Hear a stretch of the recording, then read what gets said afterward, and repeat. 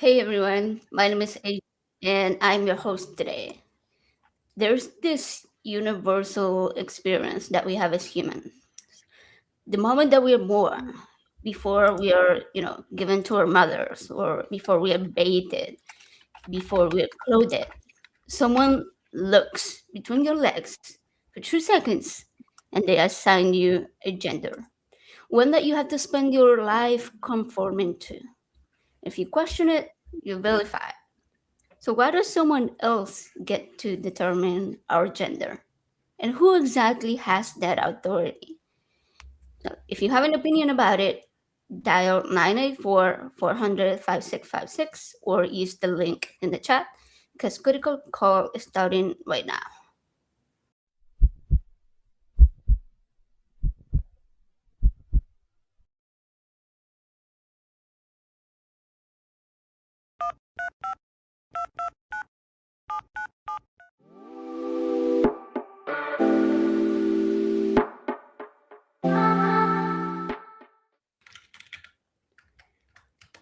Hey! Well, hi. Hello. Okay, now you're there. I was like, where is Ember? I thought I had Ember as a guest. Cool, cool. All right. How are you doing today, Ember? Pluses and minuses, still alive, which means, much like everyone watching right now, I have made it farther into the future than any other humans before. It's I an like achievement. that. Yeah. It is an achievement. Success, success. I'll call it a success for sure, right?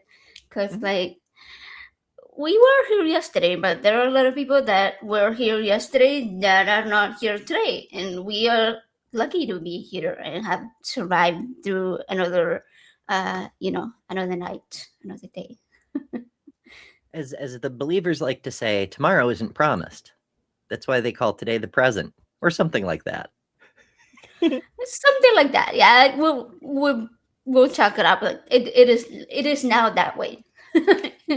We just made it up. So I like it. We have declared Um, it is now canonical. it is. We'll put it in Oh, the ooh, I have to get next out my full pad, aren't I? version. I don't even know where that is. Oh well. Oh, I don't know. Yeah, we're gonna have to put it in the next version of the Bible. I mean, it's about a time, right? That they like redesign it, rewrite it. I don't know. Oh, they're constantly rewriting it, which is what happens when you're dealing with a social construct like religion or gender. Yeah, we are doing gender. Okay, so I ask all of my guests. Like, people have already seen you on some of the Skeptic Haven shows, but where can they find you elsewhere in other places? Oh, you mean besides Skeptic Haven shows? Well, Yes. I have been known from time to time to do a small program called Job and Jugs that I believe you may be familiar with. It sometimes, almost always happens on Monday mornings at 9 a.m. Eastern on a whole bunch of channels. Mine, the Job and Jugs channel, the Damn channel, sometimes other channels. It's all over the damn place. In fact, the damn place. But also, I do a morning show at my own channel, Better Than Ember, here on YouTube, where 11 a.m. Eastern every weekday we're doing deep dives daily. We thought about doing deep dives live because they are live shows, and that sounds good, but 3Ds just has a certain something to it. I can't quite put my finger on it, you know. Yeah, same. I don't know. I don't remember. Okay, I'm going to remind people you can send us super chats. If you wanted to do that, you could send Skeptic Haven some super chats. You can ask questions. You can support what the Skeptic Haven people do. It helps pay for the lights to stay on, and it helps to pay for the software that they use for call-ins and all of that stuff. So fun stuff, fun stuff. And also, as I told people before we started this, if you want to talk about gender, if you want to talk about any other topic, but today is going to be, the main focus is on gender. But you can give us a call. The number is right up there. The link is pretty sure it's like tagged somewhere, attached somewhere, pinned. That's the word. Usually it's in both the Words. Yeah. description and pinned to the chat. In Yeah. theory. Yeah. Sometimes I'm bored, sometimes I don't. It happens. But anyways, on this topic of today, it's gonna be gender, and I was thinking, religious people like to say that God, is the one who created humans, and that we were created in His image, male and female, and this is why they often will say, there's only these two. But that question still doesn't really answer who gets to determine what that gender is, right? If God is the one who determined it at conception or whenever, then who gives doctors this authority to assign sex and gender at birth? Because when people talk about assigned at birth, they're talking about both of them. They're saying you are assigned this biological sex, and therefore you have to be this gender, which matches whatever definition they have. So who's to say that God didn't give us that authority, right? Because after all, the Bible doesn't really say anywhere, as far as I remember, it doesn't say only doctors can confirm the gender that I have created you with. What do you think? No, in fact, the only place the Bible mentions anything remotely related is when Paul praises eunuchs and says that members of the priesthood or members of the church generally should strive to be like eunuchs in as close a way as they possibly can, hinting that maybe they should like do something about their parts. But that's why some churches have a policy, if not a practice, of celibacy, because they're trying to follow that passage, because it's easier to not fool around than to do what Paul said to do, which is, it's so fun because Paul is the reason that so many Christians are like, oh, well, I don't have to circumcise my male children because we're not under the old covenant. Paul's like, yes, keep your foreskin, but lose your nuts. Whoops. That was okay.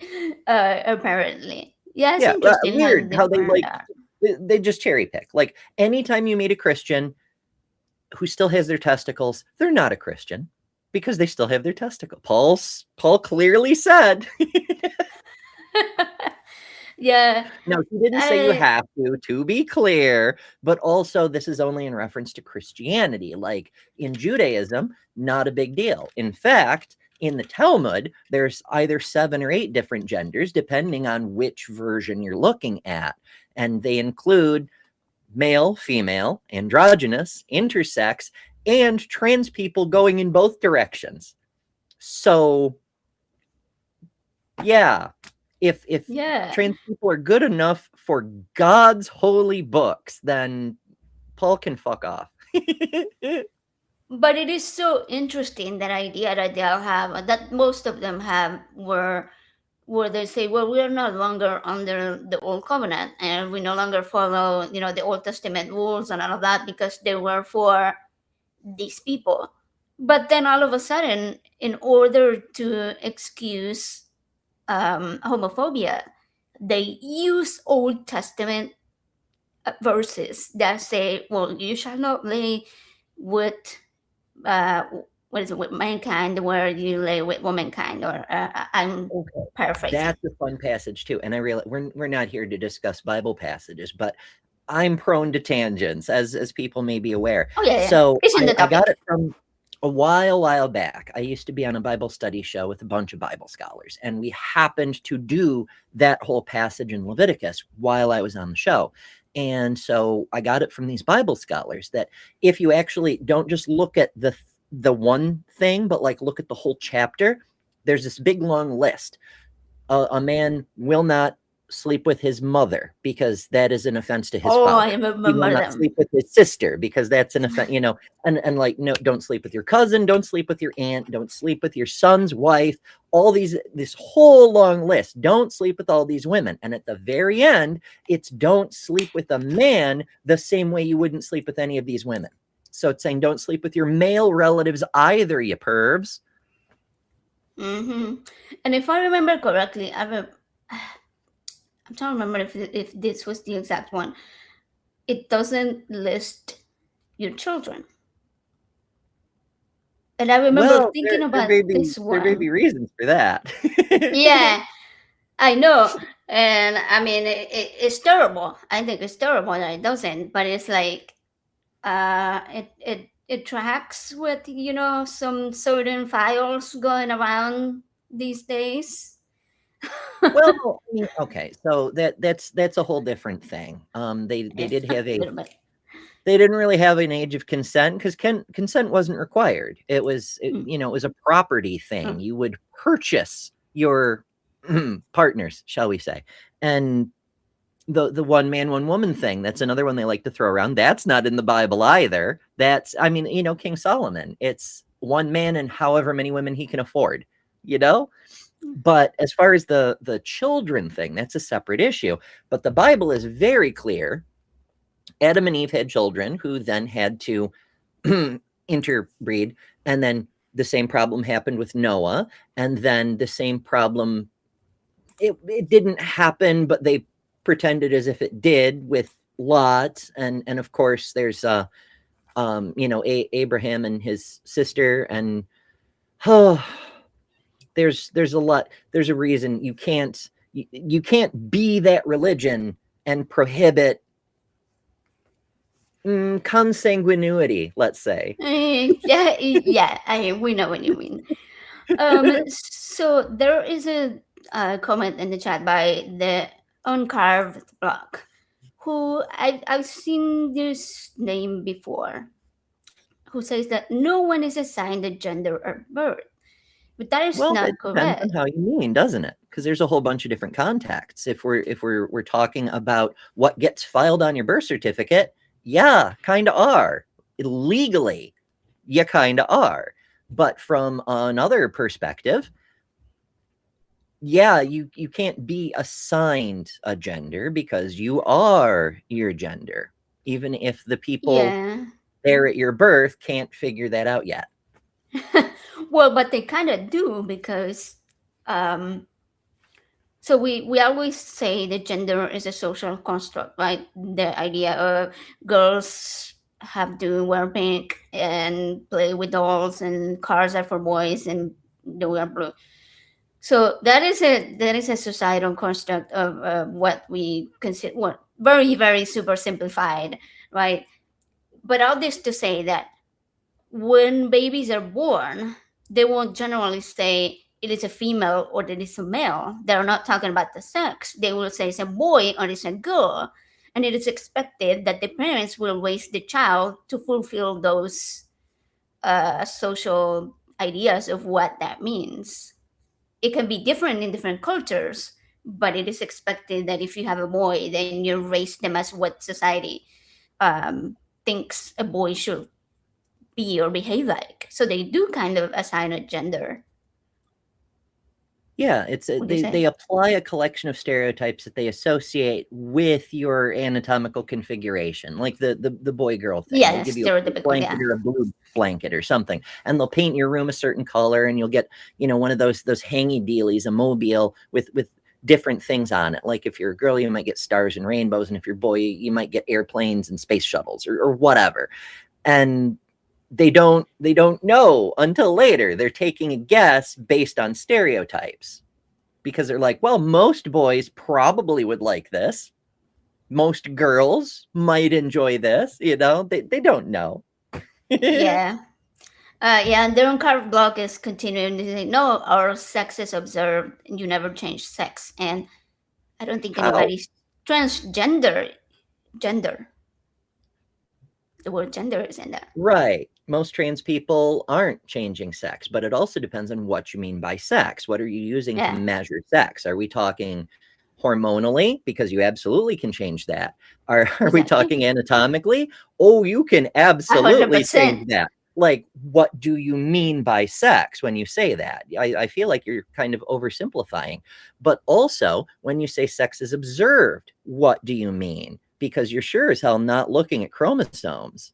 You're definitely not getting gametes out of a newborn. So what do you mean? You know? Yeah, I hope that the uncovered block will call, but from As if. having observed them in the chat before, yeah, that's not very likely. They will probably just continue to not be part of the conversation anyway. Um, yeah, but that's the thing, right? People have so many different ideas of what they personally think should be the thing that determines sex, and it completely ignores actual science. Yeah, because that's Yeah. that's the last few days on Deep Dive Daily, we've been covering some weird ideas that people have, like young Earth and flat Earth and so forth. And it usually amounts to people deciding that reality is wrong and they themselves are correct. And it's wild, but that's what we're talking about with this kind of, let's be kind and say, gender critical conspiracy theory. It's the same thing. It's young Earth, it's flat Earth, but applied to gender for political reasons. It really is. It really is. I mean, I know that like our community in general, like the vast majority. I know there's a few that are not, but our community is generally very trans friendly. We have lots of allies, so I figure that we don't really need to, you know, educate them on that specific aspect.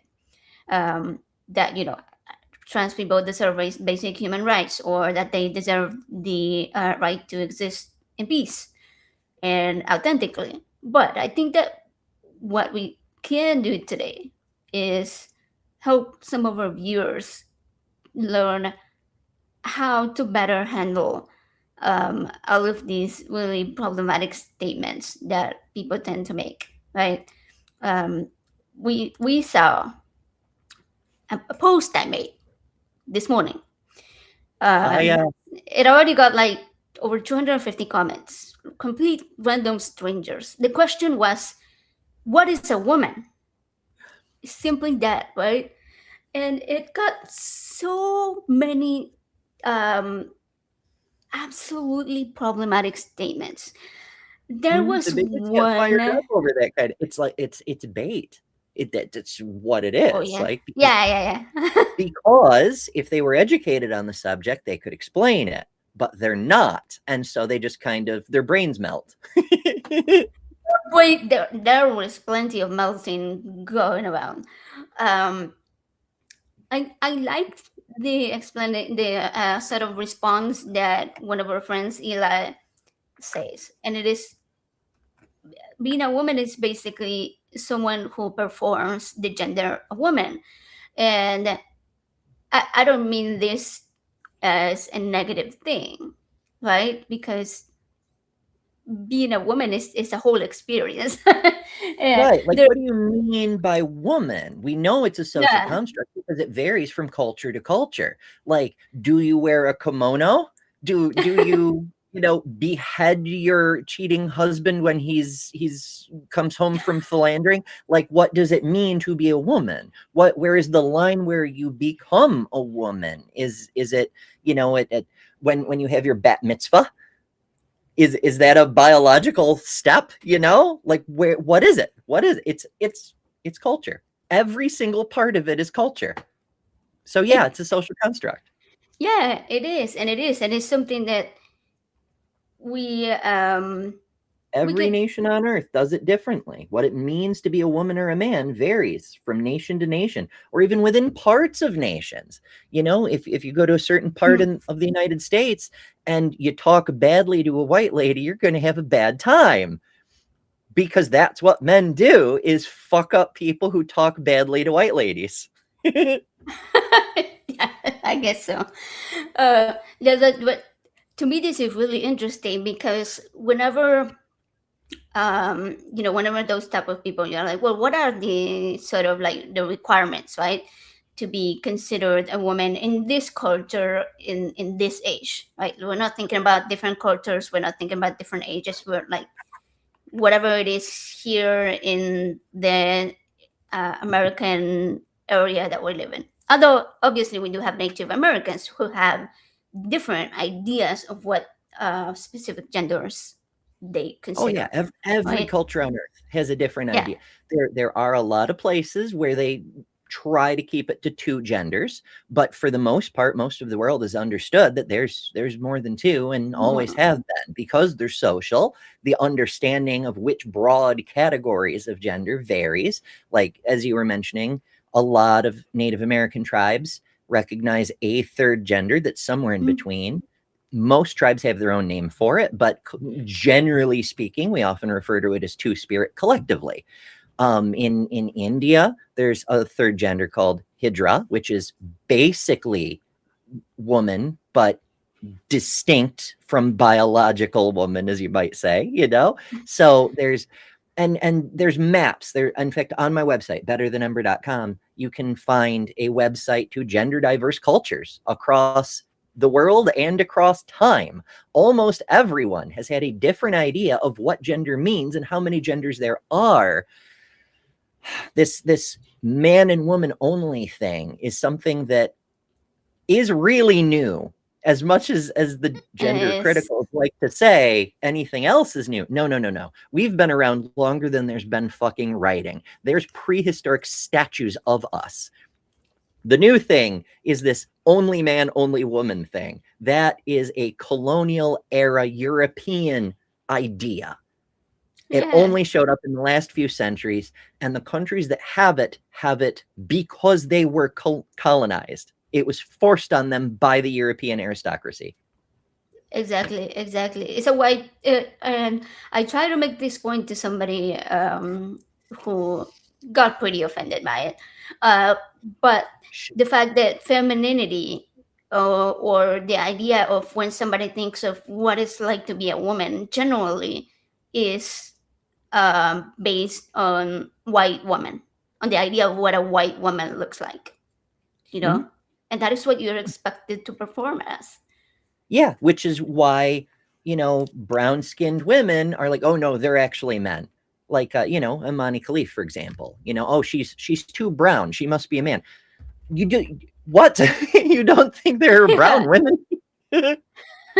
Or this idea that if you look masculine, then you must be a man. But again, brown, there are plenty of brown women, especially like I know I don't look very dark, but I am Hispanic, and I have hair pattern that is not necessarily very feminine looking.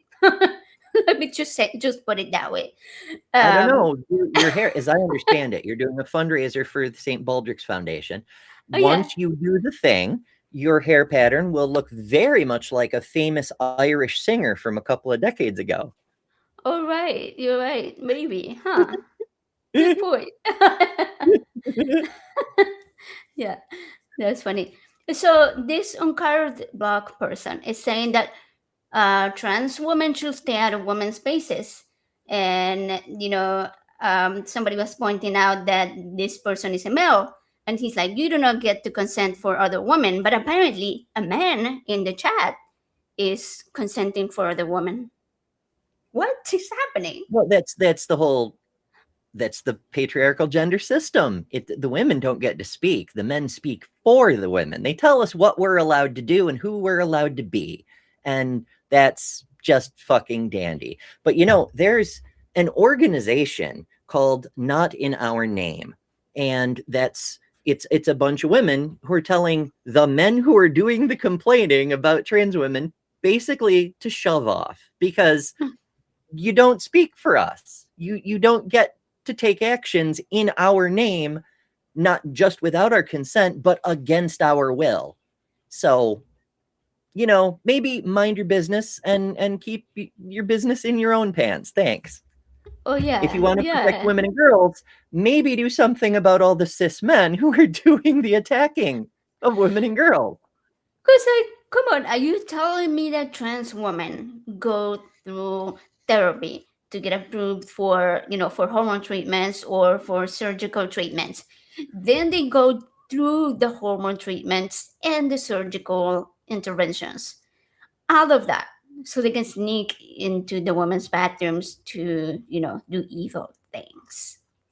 Seriously. No.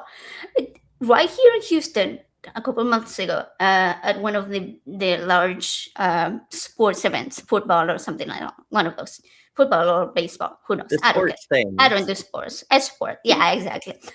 It was a big stadium, and this guy, very, like the guys will be like, oh, that's clearly a man because bushy beard. He was wearing shorts and a t-shirt, short hair. What one will assume is a male-looking person, walk right into the women's bathroom. Absolutely no disguise, not at all. No hormones, no surgeries, no address, nothing. Just walked right in and was looking over the stall at a 12-year-old little girl. So I'm sorry, but like when toxic men are are talking about, oh, these are just guys trying to go in and abuse women and little girls. No, you are worried about cis creepy men, not trans women. Trans women are not the problem. The problem is cis men. So it's like they're completely ignoring the problem, which is themselves. Yeah, well, it's never been about protecting women and girls. I mean, we discovered recently from the files that the entire problem with trans people thing, we'd always assumed it was because the conservatives could no longer use gay people as a scapegoat for everything that's wrong with society because they lost in the Supreme Court, which is why trans people only became a problem immediately after that Supreme Court ruling, weirdly enough. But no, it turns out that was an orchestrated thing by that Jeffrey fellow. He was like, you know what if we tell everybody what's happening here on the island, but we accuse the trans people of doing it. That way no one will be looking at my island. What could possibly go wrong?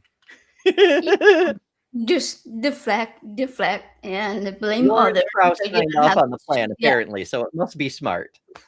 Oh yeah, because science. Yeah. Oh, for fuck's sake. There's so much nonsense. But no, they don't care. I mean, look at one of the most famous transphobes in the world, Miss Riley Fifth Place. She's made a career out of being very upset that she tied for fifth place with a trans woman and got beat by four cis women. The four cis trans women are dominating the sports, but the trans woman got beat by four cis women. Okay, but she tied for fifth, traumatized her for life. She's been paid truckloads of money to go around and speak about the horror of her experience of tying with another woman, and she's never said a word about her coach who actually was assaulting her teammates, who actually was doing Wow. the naughty thing to her teammates. Yeah, like she doesn't give a shit because he actually is a predator. He actually is hurting girls on her own team. Not a word, because that's not the point. It's the same thing with bathrooms. They don't care about protecting women and girls. They care about drawing attention from the people who are hurting women and girls. They're like, oh no, don't look at these files right here. The 1% is actually the ones that are, the 1% that trans people are the ones that are doing the harm and doing the thing and having the surgeries and doing the hormones and paying enormous prices and putting up with hate and violence, all so that you can go enjoy the bathroom for 3 seconds. Yeah, ridiculous. Yeah, it's the same nonsense as Leah Thomas did an interview recently where the person interviewing her was like, so you transitioned just to win medals, right? She's like, are you kidding me? Yes, I went through years of therapy and hormones and strength training to build my body back up after I lost all my muscles and dealt with all the hatred from the public so I could win a 5th place trophy that one time. Yeah. Totally makes sense. Yeah, yeah. It's Absolutely amazing. But of course, there is a bit more to it than just detracting from the actual predators. Like there's bioessentialism. It's just sexism rebranded. I like to say that transphobia is just misogyny with extra steps, because it's saying, it is. women, you are nothing but uteruses. Therefore, if you don't have uteruses, you're not women. Because, And then they're like, well, but like a small percentage of women don't, have uteruses, and that's okay. They still consider women. But then we are like, well, what about the small percentage of women that have, penises? And they're like, no, no, no, no, no, that's a man. But then you just say here's a that a fun small fact. percentage of what's that? Everyone has a penis. Oh yeah, yeah, yeah. They love to do this 3rd grade biology. Penis, man, vagina, woman. Everyone has a penis. The We penis is do. a socially constructed object. And you may think this is weird. I've seen penises. Maybe you've even had penises in your mouth. I don't judge. But yeah, everyone has that piece of tissue, that glands. That's all that is. It's the same piece of tissue on males and females. It's bigger on males. It's almost indistinguishable from a clitoris on a conservative man, but it is the same piece of tissue. And they still can't find it. The way we tell the difference is we actually have a special ruler called a phallomometer. And if it's over a certain length, we go, behold a male. If it's under certain length, we go, oh, that must be a clitoris. But if it's in between, we get out that ruler. If it's not obvious, we get out the ruler. And if it's in that range where it isn't clearly one or the other, the doctor makes a decision and then they do a surgery about it. Yeah. It's social. It's the same organ. It really and is. It's social. And not to get too graphic here, but there are cis females that have what isn't as large as a penis, but it is larger than what the average clitoris is.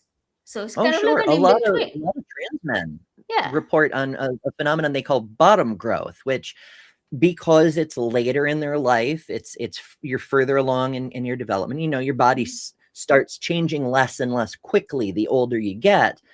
But yeah, the clitoris will basically turn into a mini penis.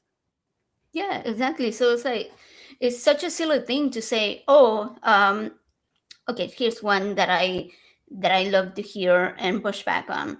And it is that trans women are just men in dresses. And I'm like, wait a minute. Why does a body part, even if we are going just by body parts, why does a body part determine what type of clothing you can wear? Obviously, if you don't have either of your arms, if you lose both of your arms, you're not going to need long sleeves, right? But does that mean you're not allowed to wear them? No. So if you don't have those parts down there that people think are the only parts you need to have in order to wear a dress, then what happened to women that don't necessarily have those parts or that have larger parts of those parts? It's Sure. like The it breaks men in the dresses rule. thing is entirely facetious. Oh Forrest yeah, it is Valkai has worn stupid. dresses, and he's still a man. Wearing a dress does I've seen obviously him. I love it. all about biology. Then it has nothing to do with your attire. But the most badass president the United States has ever had, Teddy Roosevelt, he wore a dress until the age of 13. Love it. It doesn't matter. It really doesn't. I mean, we Wear have what all you want. sorts of we have all sort of, and that's why we call it why we call gender sort of a performance, right? And it doesn't really matter which culture you're trying to perform that womanhood on. It can be like you say, if you want to wear kimonos and perform as a woman in in Asian countries, then you can. it's just it's just such a silly thing to determine, like, oh, dresses, nail polish, makeup, hair color, that it is only for women. I know a couple of cis men in my life personally that have started wearing nail polish just to push back on that, just Fuck to push yeah. back on the, yeah, yeah. It's Eli's one neat. of Okay. them. First of all, men who take care of their nails, hot. But also, you get to play with pretty colors, and also there's no reason not to. Customize your body. Live a little while you're living. Yeah, it's like tattoos, right? Like we decide what we put on. When I was younger, I when I was growing up, there were these my parents. I love my mom. She's amazing, and she's very trans friendly now. But she did grow up with a much more conservative view of the world. And when we were kids, she did hold on to these more social norms of what femininity or what women should look like, what men should look like or do, and such. And so she always made me wear my hair long as a kid, even though I hated it, or wear skirts and dresses, and I hated it. And so for me, tattoos was one of those things that I saw as a masculine trait because I had been conditioned to believe that. And so I didn't want to get one because I was scared of, one, letting my mom down, and two, letting go of sort of that expectation of what I should be looking like as a woman. And then one day I was like, when I, went through the religious phase and then let go of that religious ideas and purity culture and all of those ideologies of the two genders specifically, I was like, oh, okay, fuck that. I'm gonna get some tattoos, and I did, and I Right. love it. Oh And this yeah, live, time, live your life, as Godless Granny says, you know. But I also love that. that leads us to the question: what does it mean to be a man or a woman? Like you look at different cultures around the world. In some cultures, you're expected to get a tattoo to be a man. You're not a man if you don't have the human drawn art on your face. You know. There's degrees of manliness, even here in the US, where we like to pretend things are binary. You've got the big old lumberjacks, and you've got the thin pencil neck metrosexuals, and everything in between, and they're all different shades of men. If you have a spectrum within your category, it's not binary. If you can rank it, it's not binary. And if you have to do something social to qualify, it's not biological. So what are we even doing? Yeah, exactly. It is such a good point, though. It's, oh gosh, it's so frustrating. But okay, people, come on, call, give us a call. Let's talk about this. This person in the chat is Yeah, continuing you to don't have to be an harass and talk oppositional caller. in the If you like, have, if you're like a good-natured person and you have questions and queries and so forth, we're happy to talk about those too. yeah, Unlike yeah, other call-in shows, we're not only looking for people to fight with. yeah, and actually, any topic. It doesn't have to be this topic that we're discussing. They can cover any topic they want to talk to us about. So we're cool. We're cool. We're kind of Yeah, nice. I mean, there's so many related topics. Like we started to talk about sexism and bioessentialism. We mentioned the Yeah. racism factor earlier, and oh my goodness, that well goes so much deeper. But also anti-Semitism. Like there's so many famous instances from people running around posting things today saying who's really behind the rise in transgenderism, and they show like photos of a whole bunch of people and have little stars of David next to all of them, even though half of them aren't actually Jewish, because they're trying to imply it's a plot by the Jews to keep the Westerners from reproducing so the Jews could take. And in fact, that's just an implication. But here's the thing: one of the most famous transphobes on earth, a person who's interviewed with Richard Dawkins and gives talks twice a week, if not more, appears at all the Gen Spec conferences and all that, Helen Joyce. Helen is rare among the bigots because she has an actual degree. It's in mathematics, not Huh. medicine, not biology, not evolution, not endocrinology, not neurology, not psychology, or any of the other relevant fields. It's in mathematics, but she does have a degree. However, not many people have actually read her book. Not anybody on our side, the science position of things, Yeah. nor her own supporters, because there's a very glaring passage on page 197 of her book where she just outright says the Jews are behind it all. Wow. It could not be more Wow. obvious. And the fact none of her followers, maybe they did read it and they don't have a problem with it because, as has That's been possible. well documented by the Southern Poverty Law Center, link for this on my website too, betterthanember.com, whole section on gender science and related information. Southern Poverty Law Center did some digging into all these various transphobic groups and where the money comes from. And I'm sure you'll be shocked to find out that they're all funded by the Heritage Foundation. All of them. They all share money and staff, but it's not just the Heritage Foundation. There's a bunch of other extreme right-wing billionaires and their pet organizations behind it, like the Yeah. Manhattan Institute and so on and so forth. But yeah, it's all the far right trying to astroturf something resembling science to counter the legitimacy of trans people who are just trying to fucking exist.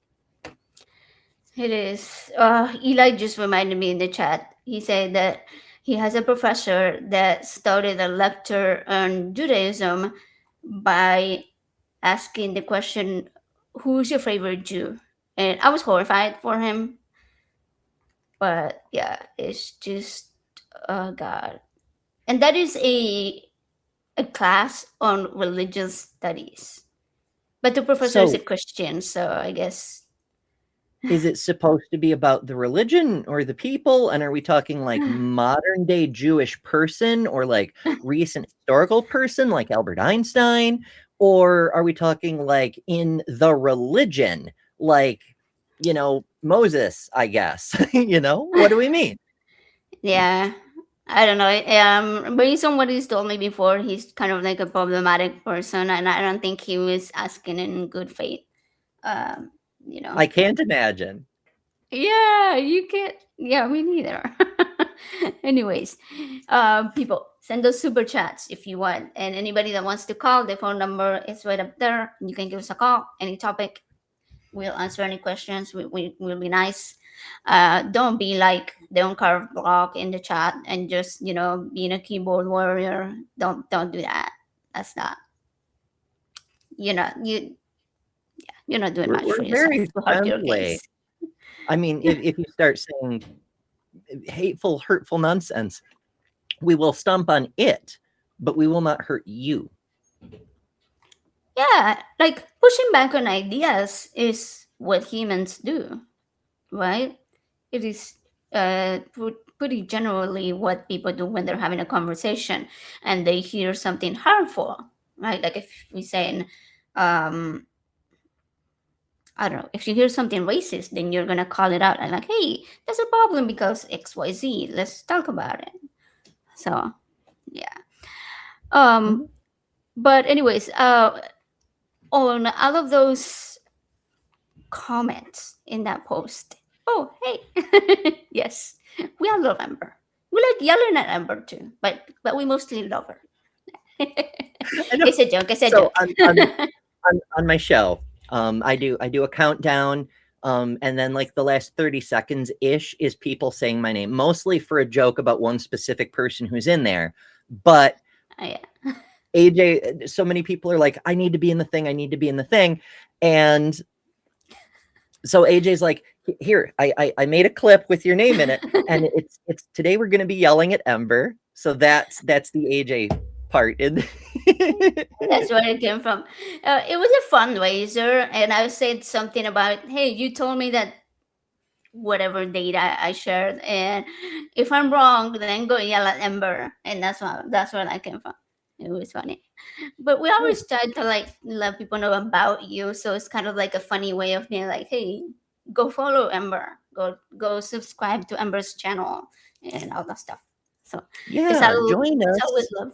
for the deep dives daily. Okay, folks, so many channels do phenomenal deep dives. They get into the information. They really sort fact from fiction. They produce a fantastic video from H Bomber guy who releases one every couple of years, but they're amazing and very long. To people who take a couple of weeks, couple of months to release theirs. We do it every day, every weekday, 5 times a week, and we do it live. Holy shit! And we've been Yeah. at it for 6 months. Actually, it's probably 7 months now. Or so, yeah. It's Yeah, not easy though. It's not join easy, us. but you do a pretty good It's job at it. fun. We learn a Yeah. lot, and it helps like spread a love of learning. It's Exactly. a Yeah. thing And the you're world going, really, really needs. yeah. I mean, you go into so many different topics, and then when you're on the topic, you go into so many different tangents, which then teach you more things. So it's like a Right. whole, Oh, we yeah, had so much fun during December. We did Atheist Advent. It was more of a secular Advent, but whatever. I love alliteration, so Atheist Advent. And we went through like the basics of philosophy, and we built up our understanding, our ontology, and our epistemology, subject by subject, point by point, until at the end, just before Christmas, we discovered philosophically, logically, scientifically, the purpose of life. We answered the we're biggest both question humanity has ever asked as an right. Advent project. And then the very next day, Christmas Eve, the show was called It's Christmas Eve, Not Christmas Steve. And Yeah, I Donald remember that. fucking Trump tweeted everybody Christmas Steve. What? I'm like, Donald, you can just unsubscribe, buddy. You don't Uh, have to be. No, honestly, no one wants you here. Nobody. Yeah, yeah, probably not a good So, idea. like, yeah, my whole thing, we pissed off the president, which is honestly life goal. Oh, good. Okay, but getting back from the tangents. You were just talking about answering the big questions, and the biggest question that I had was that what is a woman? And obviously, one of the main responses you get is, well, it's an adult female, and then like, well, how do you determine what's a female? And they're like, well, it's observable, or well, the chromosomes. But then others go with their periods and the uterus and the vagina and all of that, uh, and that is what we refer to as biocentralism. Is that right? When we Yeah, talk yeah, about that's that, the bioessentialist view, and it's actually worse than that because it's dehumanizing, right? Like people, they like to talk about the reproductive parts. Well, does a uterus make you dinner? Does the vagina bandage your skin knees? Do the ovaries like to go dancing? Do the fallopian tubes get a thrill from matching hats with shoes? And what about you? Are you body parts or are you a person? yeah. And here's the interesting part, though, because if you ask the question of what is a man, they probably wouldn't go to penis. They will be like, well, real man, blah blah blah, and then they will give you a description of behavior, not a description of biology. I mean, it could go any number of different ways, but you get that Sure. all the time. I mean, we hear it from children like, "Oh, you're not a real man if you don't do this, if you don't chew tobacco," or what the fuck ever crazy thing pops into people's heads. Like we said earlier, if it comes on a spectrum, it's not binary. If you can rank it, it's not a binary. It's and all the things are social. Real men do this, or you're not a real man if you do that. And it's so nuts. It doesn't make Yeah, any sense.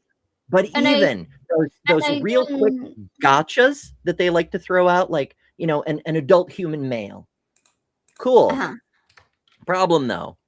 What do you mean by male? Like we were discussing earlier. Are you Yeah. talking gametes? Are you talking anatomy? Are you talking hormones? Are you talking chromosomes? Because and there's many other things too. None of them have only two categories. And you can None. have very different ones that are that don't match each other. And Right. I, yeah, and I mean, I truly think that that's where the case of non-binary people, um, that's what is the case in non-binary people. Now, obviously, I'm not saying I'm professional. I'm not giving any type of professional um, information here, but it will be understandable that if you have, let's say, 5 different factors that determine your biological sex, and 3 of them don't match the other 2, then that doesn't mean that you're gonna go one way or the other. You can be right in the middle and be like, I'm neutral. I'm not like what, I'm not this, and I'm not clearly that. Mhm. So yeah, but the question for me that I always try to ask people is like, what makes you think that either biological sex or gender are not spectrums? Because eye color, hair texture, skin texture as well, heights, weights, bone structure. They're all, you don't have binaries in those. There is no binaries. I think they'd like to think so. Like I've had people make a counter argument to me. Well, there's only blondes or brunettes. You're either blonde or brunette. Maybe your hair turns gray later in life. That's analogous to menopause. But you were blonde or brunette. You have the genetic code for blonde or brunette. That's it. That's all there is. And I went, redheads exist. And And black that hair is too. exactly how we get there. It's a deliberate attempt to pretend there's no nuance, that this complex constellation of a whole bunch of different criteria that forms a descriptive category constitutes a single data point about a person.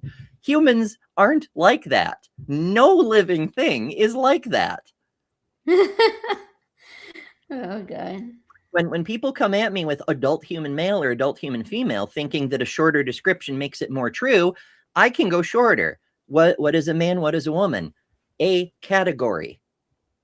I could drop the A too. Now I'm Yeah. down to one word. What now, tough guys?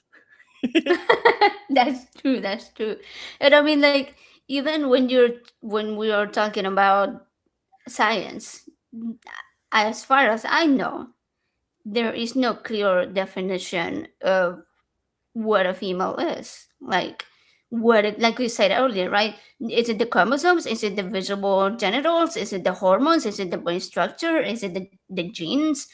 Right. It And depends on what you're talking about. Like if you're yeah. working if you're a working scientist or a working doctor, then you need to know whether a person, a patient, or a specimen, depending on the context, whether it's hormonally male or whether it's genetically female.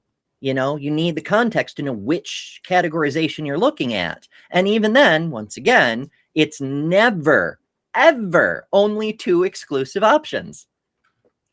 Yeah, there are no just there is just no binaries here. Like, yeah, sure, you can have these categories where you can fit these people, but not everybody is gonna fit into these two. So yeah. Um.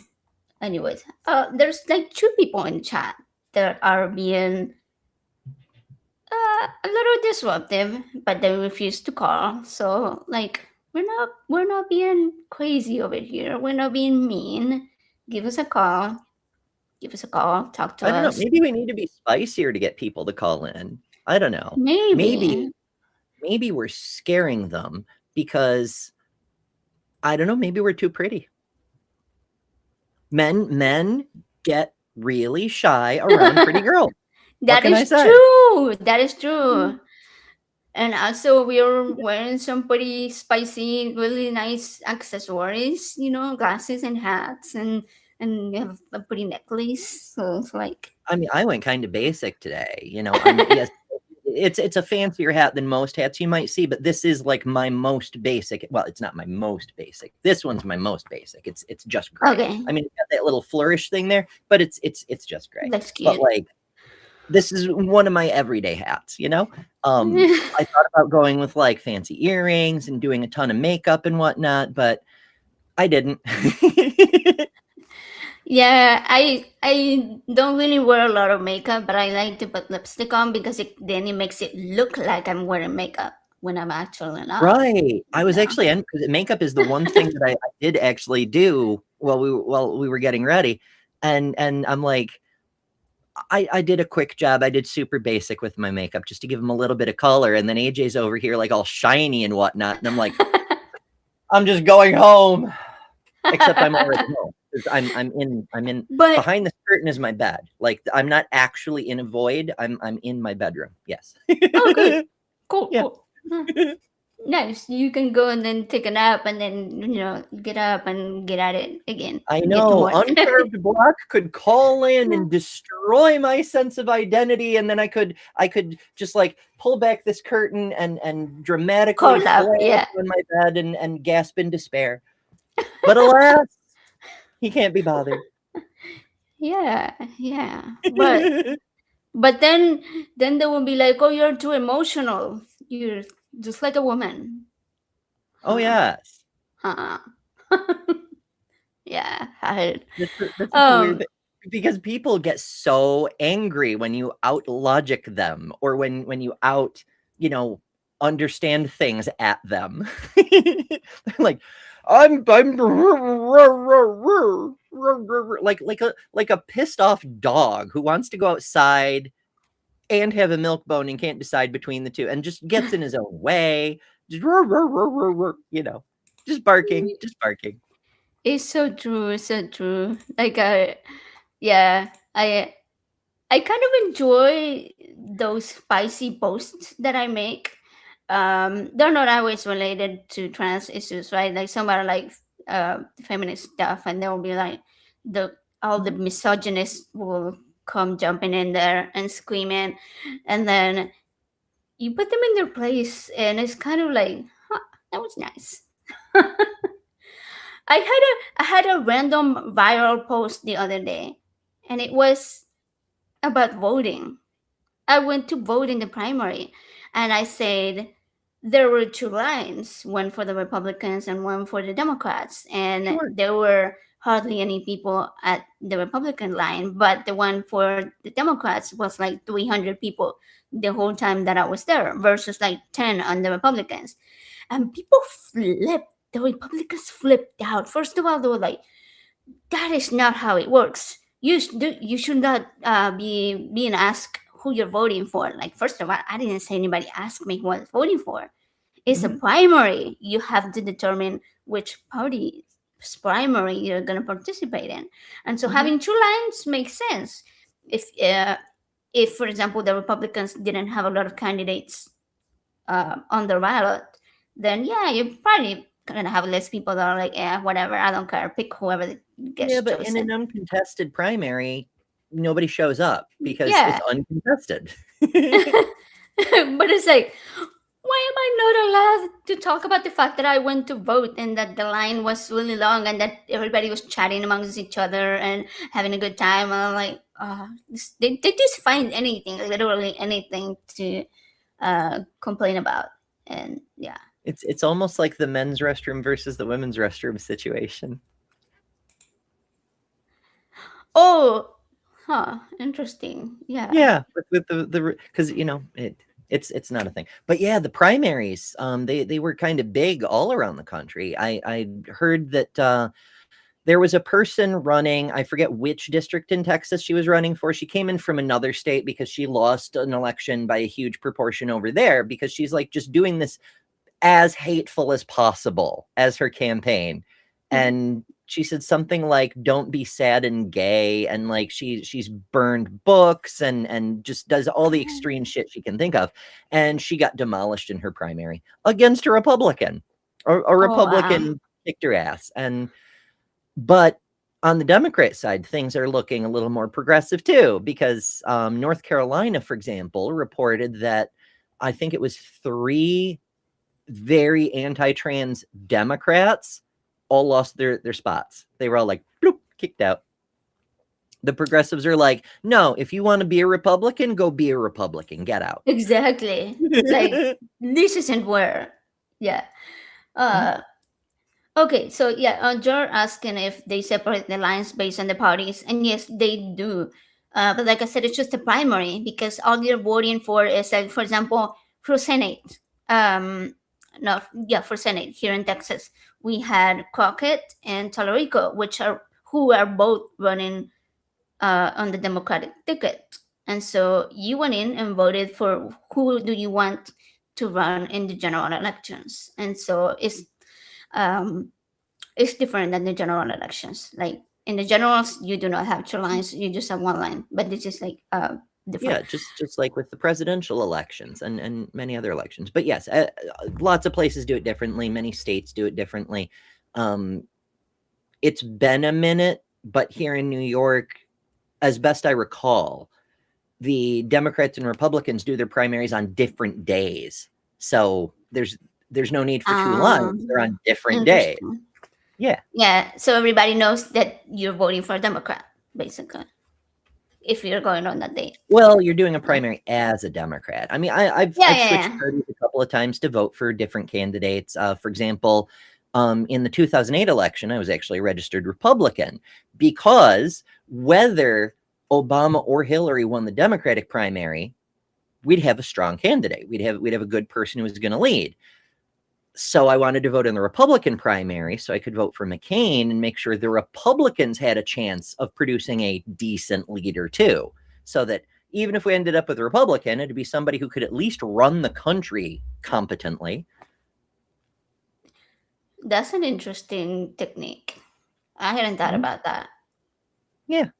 I had heard of people voting on the opposite, but mostly as voting for the weakest one because it's mostly the Republicans that I've heard doing that, who vote in the Democrats' primaries to choose the weakest so that their leader, whoever they pick is their candidate is has higher chances of winning. We do know the Republicans really like rigging elections. I mean, the current head of the Republican Party loves to brag about rigging his most recent election. Oh yeah, yeah. So, he kind of admitted it. Yeah. Okay. I was thinking when you were talking earlier about the different candidates, Tallarico, who was, like I said, was running against Crockett, and he won. So he's going to be the candidate running for Senate here against whoever Trump endorsed and asked the other to drop out, which was Cornyn or Paxton. But he endorsed Cornyn, so now he's asking Paxton to drop out, basically, instead is of going. Person related to the state attorney general person? The very same one. So if he goes, so if he drops out, then he's out of attorney general position and he's out of the Senate position, and I'm very happy about that. So anyways, I'm hoping that Tallarico will win against Cornyn. But he's being vilified by the Republicans because he once said two things that they hate. Well, among other things, but very specifically to today's topic. One was he said that God is non-binary, and the other one is that he said that the trans community needs abortion care too. It's true. They flipped out because he said those things. And he's a Christian. Yeah. No, he's a Christian.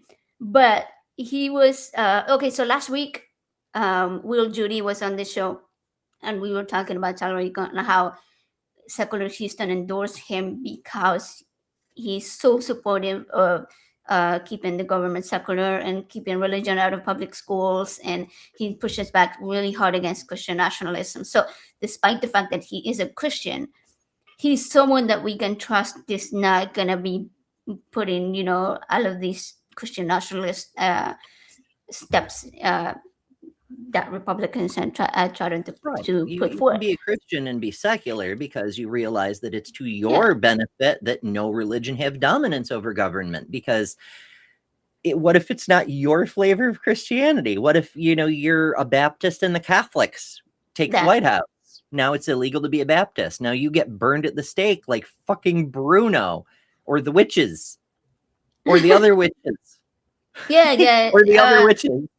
Yeah, he's very outspoken about it, when it comes to religion being put in schools. When the Ten Commandments where the bill was being put forth, he testified in Congress and was like, "This isn't right." He's like, "I'm a Christian, but I practice my religion at home and at church, and I wouldn't feel right forcing my religion on Hindu children or Muslim children or any other religion, right?"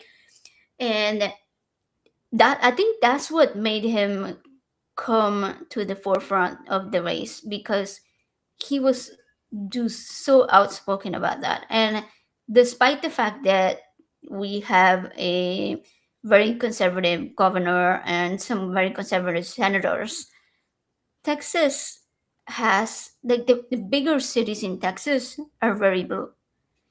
And Mhm. so the larger school districts do not want the Ten Commandments in their schools. And so yeah, so they noticed that. Are we not supposed to discuss We Bruno? don't talk about Bruno. Okay, we will quiet down. We will do the Second Timothy and be quiet woman be in the corner of the time. Oh yeah. What can I say? I'm a sinner. Whatever that means. Hey, if there's religious people watching, what the fuck does sin mean? Oh, that's interesting. Okay, so next week we're gonna have Steve Gikadis. I probably Jacades. pronounced Gikadis. I would say it wrong. Sorry, Steve. So sorry, Steve. So we're gonna have Steve on the show, and the topic is sin does not exist. So if you think sin exists, or you want to argue against our position that sin doesn't exist, or give us a call. Give Well, us a I call. need to know what Talk about it. people mean by sin before I can say whether it exists or not. Because there is like an ancient Babylonian god or something, moon god, who is named Sin. So there was a god called Sin, and the moon objectively exists. So do you mean sin as in worshiping the moon? What is, because like the Bible tells us about God sinning a couple of times. And a lot of times we'll hear evangelicals say something along the lines Hmm. of to sin is to commit an offense against God or his commands or something like that. I'm like, cool. How did God sin then? Did he commit a crime against himself? Did he touch himself? Because that's a crime against your own soul, as I've been told. I don't actually know. I mean, okay, I do know because I'm a minister and I have several religious degrees, but I like to pretend I don't know because it's more fun to mess with people. It is more fun to pretend. Um, so how did God sin? Are you talking about like when he lied? Well, I mean, yes, there's breaking his own commands. There's lying in the Garden of Eden. There's doing the first killing. There's, and I know Cain and Abel, but before that, he had to kill the animals in order to create the clothing for Adam and Eve. The very first thing that ever died, God killed. There's the Yeah. genocides. There's so many things, But also after the flood, he talks about regretting and repenting the sin he has done on the mountain where he Mount Sinai, where he hands down the 10 Commandments. Moses goes down, sees the golden calf, and Yahweh's going to freaking level them all. Not only does Moses talk God out of wiping out the children of Israel, because he says, what will the other gods think? And that Yahweh finds convincing. He's convinced by this argument. Interesting. But Yahweh backs down. He says, yes, yes, you're right. What will the other gods think of me? And he repented of the sin he had intended to do to his people. So he not only breaks his own commandments, but he explicitly calls his own actions sinful in a couple of different places. Oh wow. Okay, I did not remember the part about him calling specifically his actions sinful. Obviously, I would It consider them depends on the sinful, right? translation, of course. I'm sure somebody will show up in the comments later and be like, the KJV, which is the only legitimate version because it was written in the King's English by Jesus Christ himself. Because he The only spoke English. it uses the word transgression, so it wasn't a sin or whatever. Well, definitions, I guess. Yeah. I don't know. Um, but he, I guess the excuse or the pushback that most Christians will use is, well, he is the creator and he is the God and he decides what is and isn't sin. And so can he even sin if he considers the wiping out of humanity to be necessary? Is it a sin if he considers it I that mean, way? he called it a sin, so sure. But also, like, oh my goodness, there's so much. There's so much. I mean, hell, he even violates the first commandment at one point during the conquest. He tells the invaders, according to Moses, because he doesn't actually talk to people. Moses talks to his invisible friend and then talks to people. But I suppose by that point it would have been the next guy. Was it Joseph? Was it Joshua? Whoever was doing the conquest. I'm not that kind of minister. He puts a special emphasis on the Asherah poles, like over and above worshiping him and doing his bidding, building new temples, doing the burnt offerings. The most important thing is they're supposed to trash the shrines to Asherah. He's putting Asherah as a priority above himself. So he even breaks the first commandment. Yeah. Yeah. Well, maybe he was in love. Oh, he definitely was. That's the whole thing too. As you may be aware, our friend Rion specializes in Ugaritic texts. Our friend Dr. Kip Davis is a Dead Sea Scrolls specialist, so he deals with a bunch of the pre-biblical texts as well. And there's so much stuff. There's so much stuff, and you can find out a lot of stuff in Dr. Kip's newest book, God's Propaganda, available wherever books are sold. Not sponsored. Just Dr. Kip does really good work. But in any case, you can find out that in the texts that precede the Bible, the Baal cycle, the Enuma Elish, the Ugaritic texts, and a bunch more, Yahweh hooks up with Asherah. They're dating. Yes, she's his Oh mother, but wow. again, the incest thing is sort of what was godly back in the day. Okay. They hook up and they produce all what we would call the angels. In the older texts, in the book of Job, they call them the sons of God. Jesus isn't the only son of God. There's all these other sons of God that made the flood necessary, but that's a whole other story for another time. So God and Asherah, Yahweh and Asherah, because the big God is El, but that's also another story for another time. Yahweh and Asherah are hooking up and producing all these sons of God, and then they break up because it turns out Yahweh is a jealous, needy, terrified, petulant little motherfucker, and Yahweh's just What a had shocker. yeah, Asher's just had enough of him. But they're split up. It's fine. It's whatever.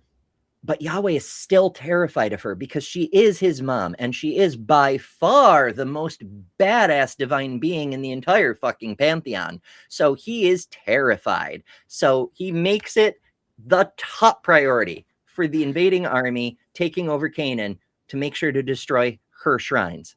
Huh. Because apparently you need a shrine to have access to a territory, which explains a little bit about all the special details with the temple and the tent of meeting and all that stuff. Oh yeah, yeah. That does explain a whole lot. Omniscient and omnipresent, but he's afraid of iron. Did you know that King David, and this is another thing I just learned from Dr. Kip's book. I was listening while I was in the shower because I Okay. listen to books when I can, right? King David was aware that Yahweh, like most fairies, is allergic to iron. It's been a thing, he's afraid of iron chariots. He loses battles to them Oh, I all the remember time, now. this sort of stuff. So when he's having the blocks for the temple built, the builders aren't allowed to use iron tools. Not even on the blocks that will build the temple, Oh because it wow. needs to be iron free for it to be safe for Yahweh. But tell me more about how he's all powerful. And yeast free. Don't use yeast. Like, Well, not that was even later. iron, That no was iron later. in the house, no iron on the blocks. Wowzers. Because cross contamination, Ember. It's true. It's true. It's so weird. I don't know. It really is. He made the heavens and the earth, but not the iron.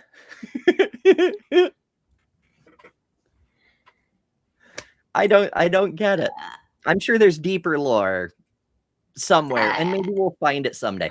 I mean, remember, the Dead Sea Scrolls, the Ugaritic texts, there's a whole bunch of caches of documents that we've only found in the last 100 years, and a few other caches in the previous 100 years, like the Amarna letters, for instance.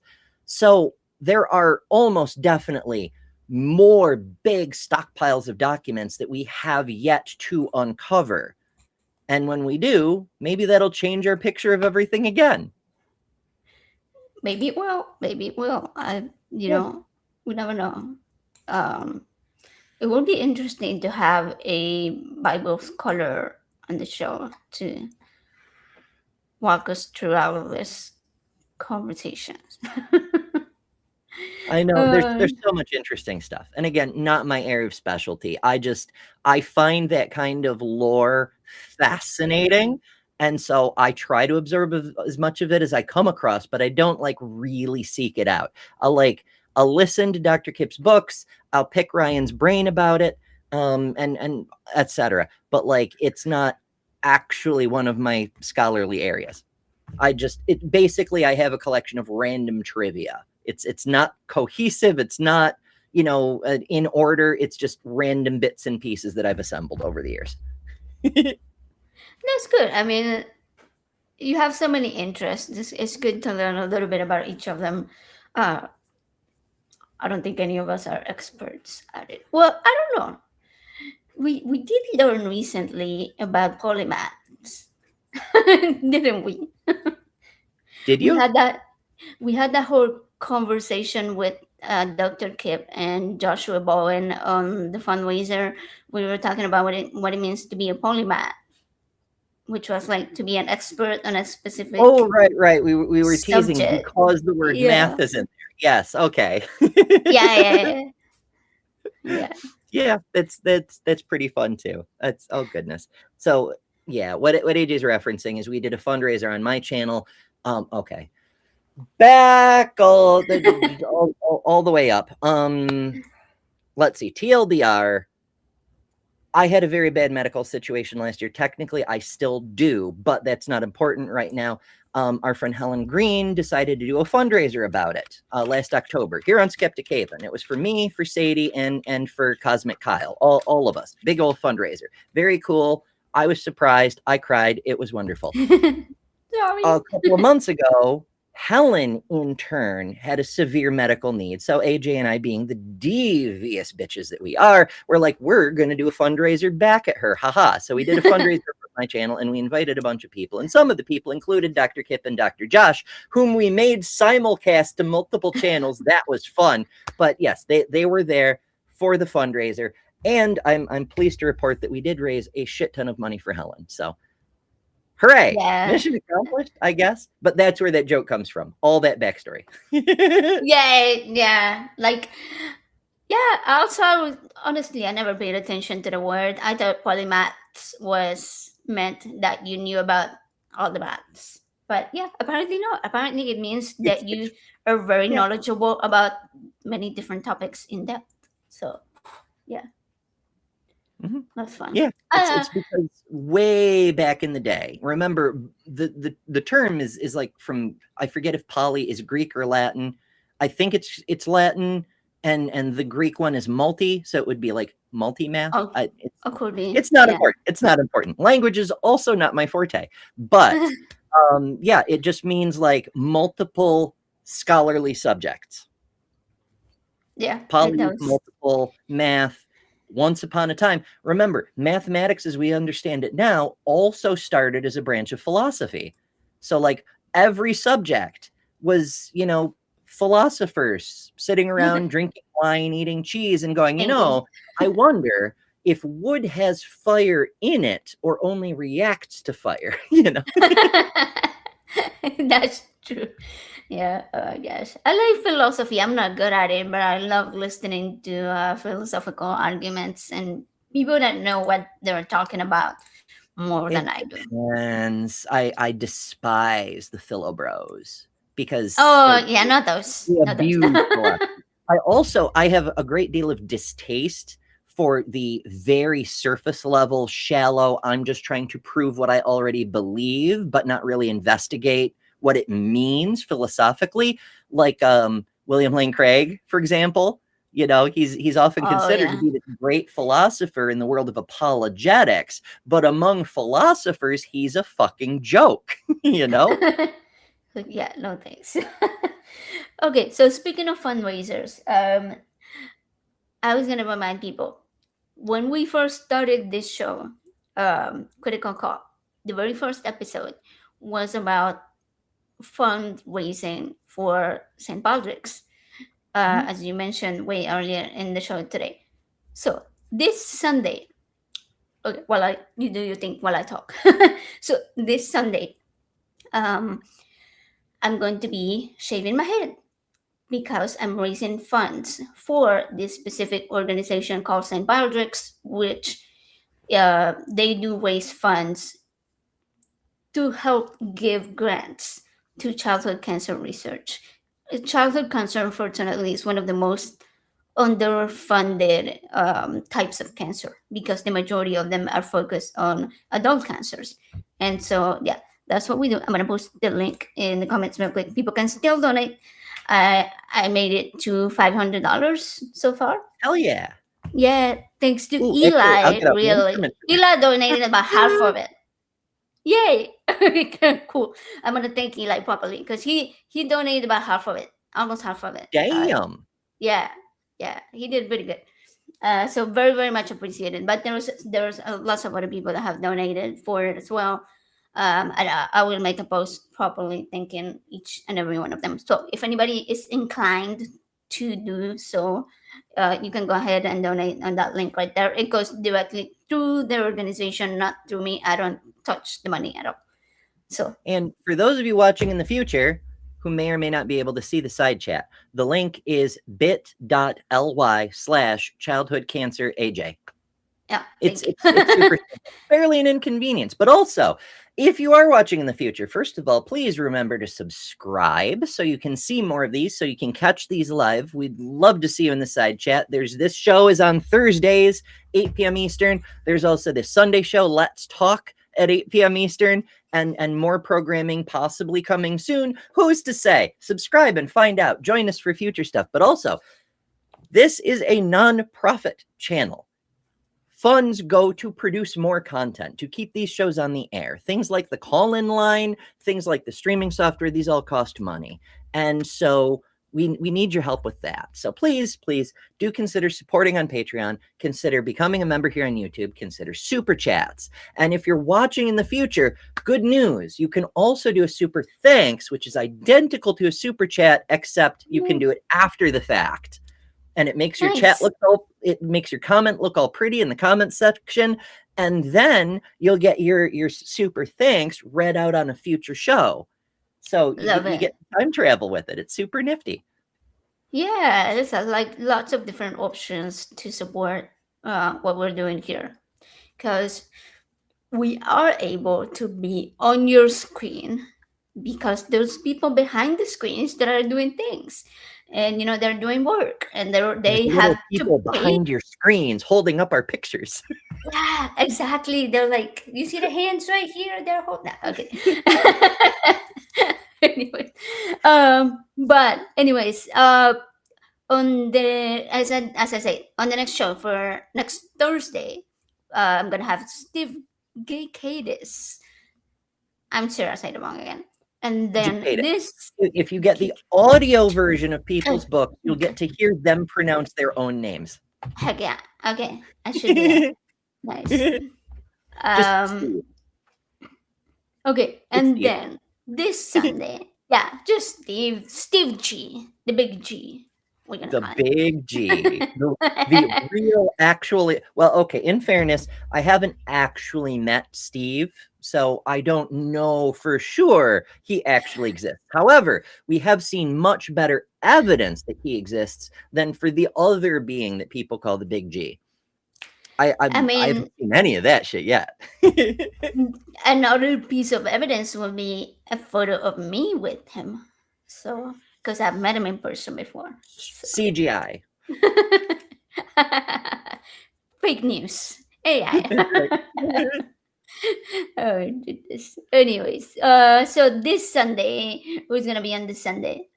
Neil the 604 and Aaron Lewis are gonna be on at 7 p.m. Central on the show called Let's Talk right here on this very same channel, Skeptic Haven. Um, Very fun. I've done a show with Erin before. She is a badass, so I think people will enjoy coming and listening to her.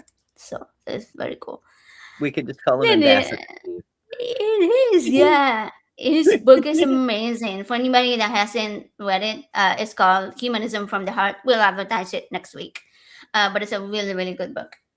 I should read it again because sometimes I forget some of the humanism, and I like yell at people like I yell at Ember and stuff.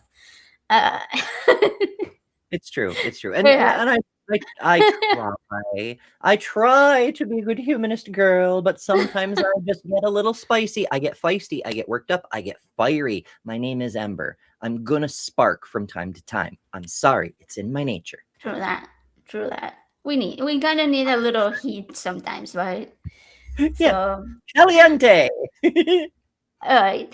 And so now if the crew will put the names of the Patreons or the channel subscribers, then we can properly give them a good thanks. And almost there. I think this is going to be the Patreons. Okay, first of all, we're going to thank the Patreons, which include, but probably not limited to, Karen Butcher, Logan Fisher, Amanda McLeod. I recently learned how to pronounce it.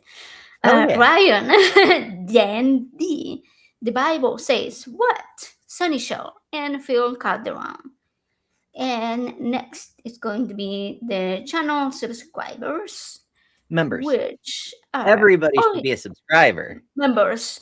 You're right, members. Yeah, that is distinction. And I should make that distinction. Oh, yeah, and they have it listed right there. It says YouTube members include Colleen Laughlin, Logan Fisher, again, Cynthia McDonald, Infidel, Angela, Stop the Stupidity, Skeptical Scott, and tons of mice.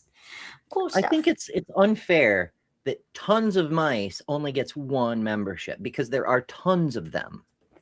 Yeah, it should be more than one. It should be each mice deserves its own membership. Who would win? Tons of mice versus 5 weasels in a trench coat armed with lasers. We need to make that happen. That should be a debate, a battle of the rodents. Wait, are weasels rodents? I think they're vermin, but also not my area of specialty. Yeah, that's why I'm asking because I don't know. So, yeah. Anyways, so I guess we are going to wrap up this show, and thanks to all of the people in the chat that were engaging and trying to get people to call, but that didn't call. Whatever. Yeah, thanks for coming by, folks. It's lovely to see you all. Like, as I often say over at my place, we could do pre-recorded shows. We easily could have this conversation pre-recorded. It would be wonderful. We could even put in special effects like lightning bolts and, God playing with his boobies because he has them. Check the apocryphal text. It's a whole thing. Anyway, we could do that, but we'd rather hang out with you folks live. And so seeing y'all in the live chat, interacting, heckling at us, reminding us we don't talk about Bruno, wonderful things. Love to see you. That's why we do lives.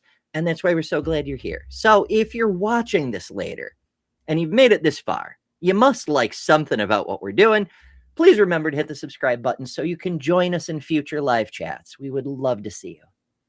Yeah, for sure. And thank you so much, Ember, for joining. I would love to have you back. This was fun. I It always have was. fun chatting with I you. wish we got to like dispel some transphobia, but as I always, know. it's the chicken shit.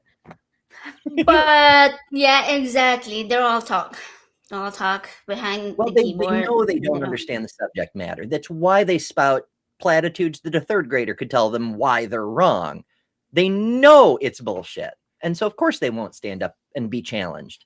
Yeah. They know they don't have an It's argument. dishonest. It's bad faith all the way down. But at least we got to hang out.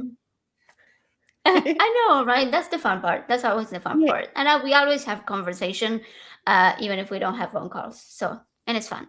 So, anyways, I had a good time. So thank you, Ember, for joining. And everybody, if you have questions or concerns or any reason you want to call, the number's right there, and it is the same phone number for all the shows that we do. So come back on Sunday, come back next Thursday, and we'll see you next time. Doodles. That's our time tonight on Critical Call. To everyone who called in, argued in good faith, and challenged ideas, thank you. This show works because you show up ready to think, to question, and to defend what you believe. If you didn't get through tonight, don't worry. Our lines will be open again next episode at 984-400-5656. So save the number, bring your best argument,